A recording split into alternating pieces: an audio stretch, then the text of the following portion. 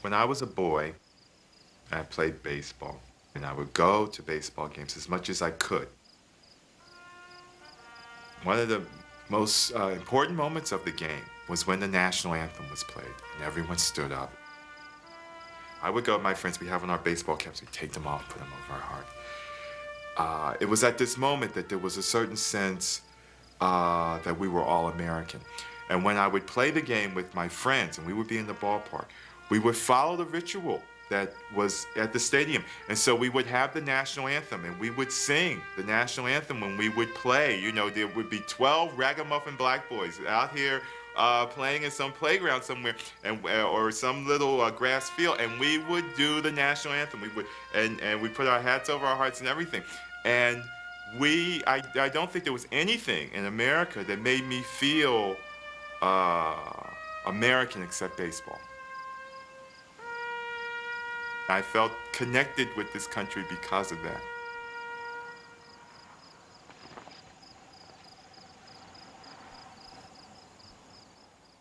At this time, in the late 60s, I was 14, 15, 16 years old.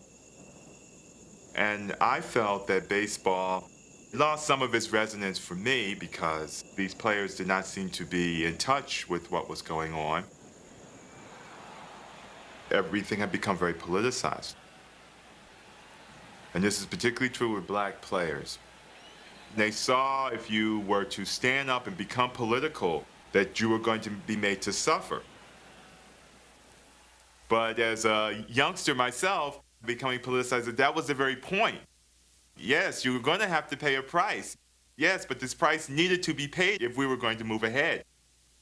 The very argument that they were going to give about the status quo, or the very argument that the older blacks gave, such as my grandfather said, well, they have good jobs, why should they go out and do this? And I said, because it must be done, and we must be willing to show that we're willing to pay a price in order to be treated with dignity.